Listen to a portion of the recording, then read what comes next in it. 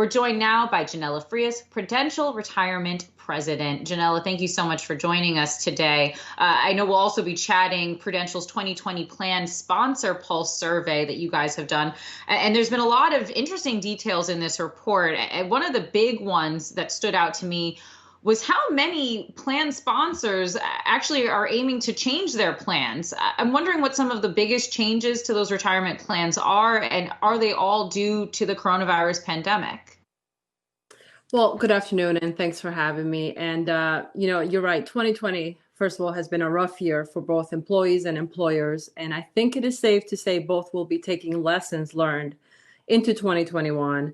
And on the employer side, to your point, we recently polled roughly 700 plan sponsors through the Prudential Plan Sponsor Survey, which we released yesterday.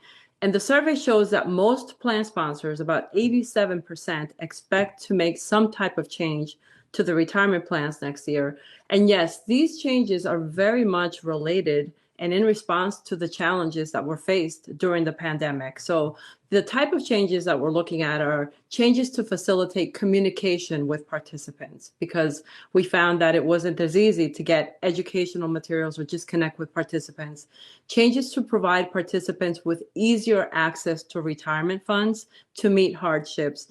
And lastly, changes to help participants with all aspects of financial wellness, not just retirement savings. So in fact, I would say that after this roller coaster year, solid financial advice and ensuring long-term income security are top of mind for retirement providers. So to that point, Janella, I'm wondering how the pandemic has changed as you guys are seeing it, the way folks are approaching their retirement, especially since so many people experienced hardships in 2020 and found that they either, one, couldn't save as much for their retirement, or two, actually had to dip into those retirement savings really to make ends meet throughout this year. Yeah, and I think the one important aspect here is that this crisis has highlighted the need for a more holistic approach to retirement planning. And this is both for individuals, obviously, but also for providers, plan sponsors, as they think about how they design the plans. And going into 2021, we will continue to see the effects of the pandemic because obviously it's still here. And when I say holistic approach, I mean incorporating a diverse array of solutions that can help participants meet short-term financial needs while also saving for longer-term goals like retirement. And from the individual perspective, again, having all those tools at your disposal and accessing those tools so you can meet short-term financial needs and save for the long term. So it's not just about saving for retirement, because an individual has to be financially well along the entire journey in order to be able to save for retirement. So there's really three key components that individuals need to think about. One is financial wellness tools that help address the obstacles, that get in the way of saving. Tools like emergency savings, budgeting, debt management. Second is actually saving. So contributions to the retirement plan, growing those contributions every year to keep up with inflation, and investment advice, because obviously where you invest your money will impact how it grows.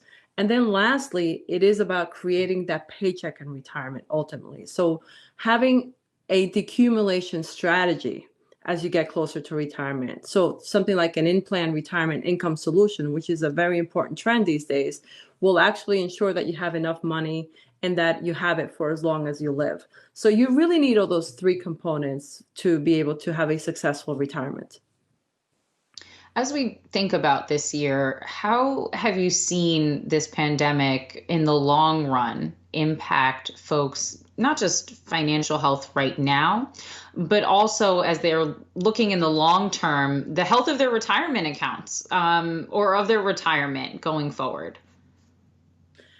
Well, we definitely have seen people tap into their retirement accounts to meet these, short-term sort of emergency needs. So since the coronavirus related distribution program, or the CRD program, was initiated as a result of the CARES Act in April, we have seen 6% of participants in the plans we manage that were eligible for a CRD take a CRD.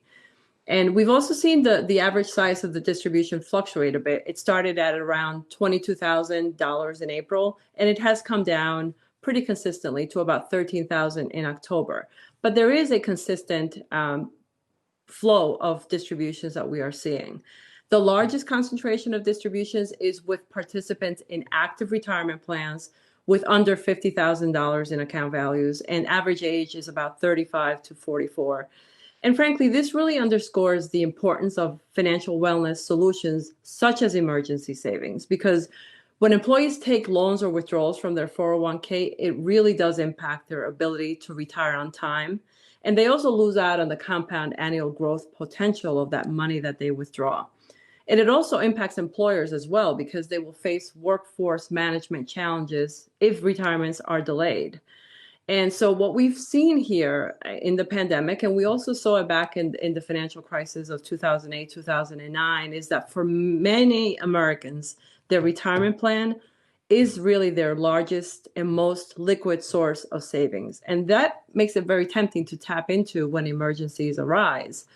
But that also makes it a challenge because they're really borrowing from their future to meet their short-term needs. So again, the goal is to be able to manage those short-term financial needs while still saving for retirement. All right. I know it was a very difficult decision a lot of folks had to make throughout this year and throughout this pandemic. Janella Frias, Prudential Retirement President, thanks so much for joining us. Thank you for having me.